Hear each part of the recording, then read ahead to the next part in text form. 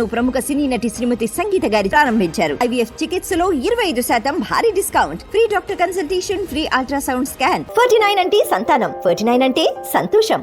Cinema Devara చూడడం జరిగింది.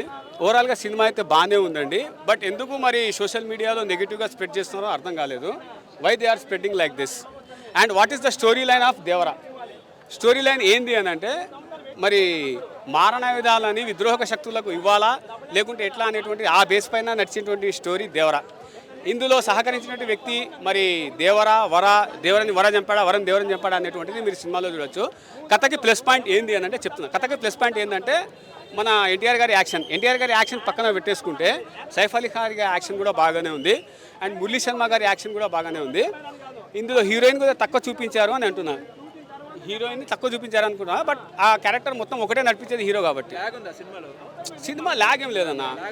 ఒక పాట ఉంది, ఎందుకు పుట్టిందే ఎందుకు దూరిందో ఆ పాట ఒకటే ల్యాగ్ ఉంది, మిగతాది కథ ఏం ల్యాగ్ లేదు. లీడ్ అన్న, లీడ్ని ల్యాగ్ అంటే చాలా తప్పు అది. సో లీడ్ ఉంది, లీడ్ వల్ల మీకు ల్యాగ్ అనిపిస్తుంది అంతే.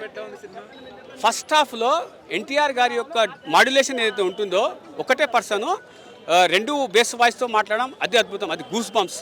నాకైతే RRR కంటే ఈ దేవరా సినిమానే బాగా నచ్చింది. RRRలో ఆయన క్యారెక్టర్ కంటే ఈ సినిమా బాగా నచ్చింది. బ్రహ్మాండంగా ఉందండి. ఓకే, ప్రాబ్లం లేదు. సెకండ్ హాఫ్ ఈసారి సముద్రం ఎర్రబడింది, ఇంకోసారి ఇంకా గులాబీ రంగులో వచ్చేస్తుంది. ఇంక ఈసారి సముద్రం. ఓకేనా? పార్ట్ 2. ఓకేనా? రైట్.